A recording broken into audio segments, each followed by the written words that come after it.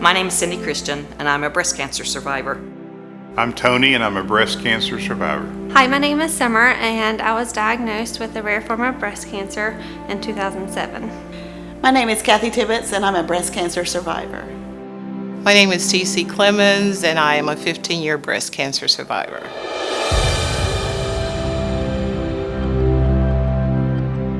I discovered a lump in my breast on Christmas Day, 2016.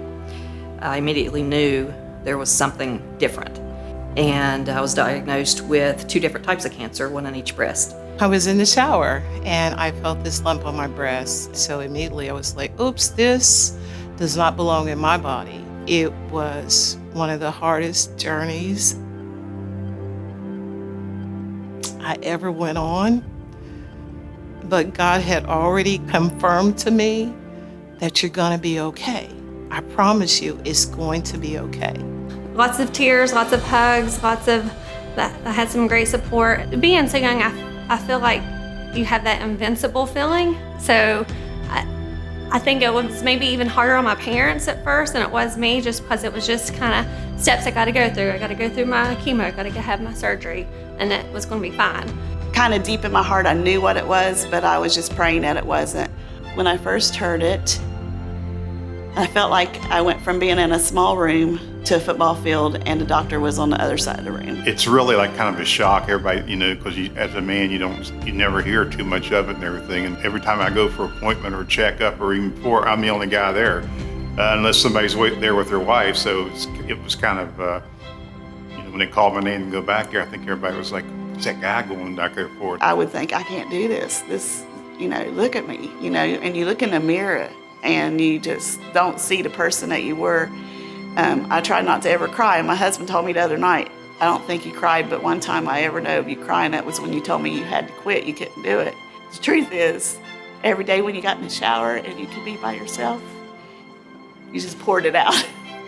So basically I poured it out to God every day. And he heard me. Being able to come in and talk to my kids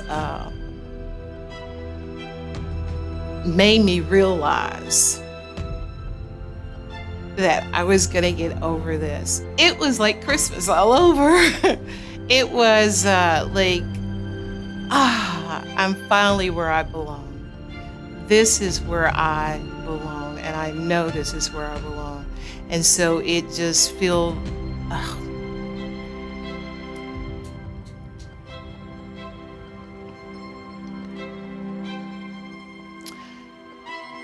it filled that empty space. Because I was missing my kids, because they're not just my students, they are my kids. It's amazing how much you have to rely on other people, and I wasn't used to relying on other people. That's where the friends came in. They could pick up the slack when my kids weren't there too. You have to have someone there. He has such a wonderful outlook on everything, so that helped a lot. Like I said, he handled everything with grace, but you still need to get through all the nitty-gritty of it, and it just helps to have someone there. Yeah, that's something I don't think anyone would want to go through alone. I had to move out of my apartment, had to move back home, and they took me to all of my appointments, to all of my chemo appointments, and without them, I don't think I could have really gotten through it so easily. He answered our prayers. We prayed and prayed and prayed, and had family and friends, strangers. They were coming from everywhere, and had prayer for her, that she would be healed of this cancer. And she was. My daughter. My niece. My sister. I am a survivor. But I don't know what I would have done by myself. She did so much, so without her being around, I don't know, it would have been tough. The third day after chemo, I wanted to quit. I remember going in and telling my husband that I couldn't hardly walk and I couldn't eat, and I was sick at my stomach and my bones hurt, and I said, I can't do this. And he said, if you was a stage 4, I would tell you to get in the car and we'll take off and go see the world.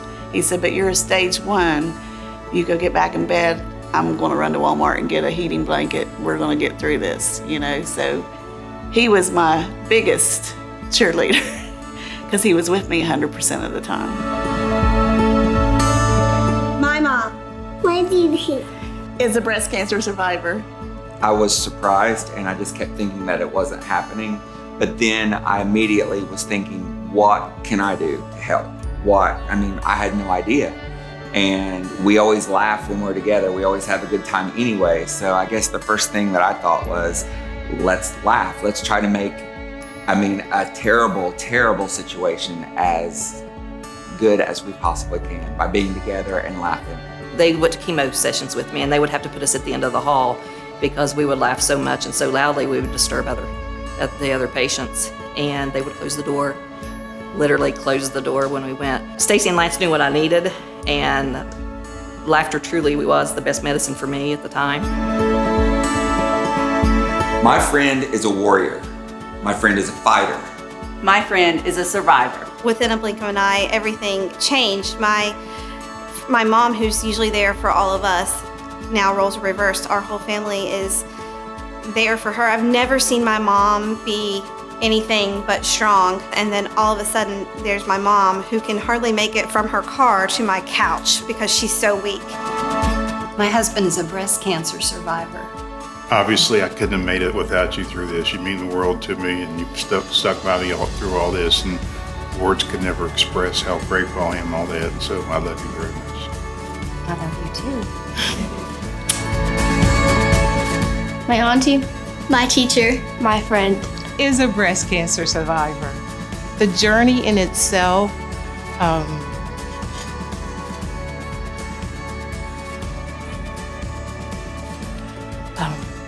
made me realize I thought I was strong, but it made me see exactly how strong I was and how much I truly believed that God was going to bring me through this, regardless of what the doctors said and regardless of going through the chemo and the drain that it puts on your body, that I was going to come out of this victorious, and that I could, even before I came out, I could laugh in the face of the enemy and let him know, oops, you picked on the wrong one. Because see, I am going to spread love, and people are going to know more about this, and they're going to become stronger. Even when they're diagnosed, they're going to know, I can make this through this. I watched TC.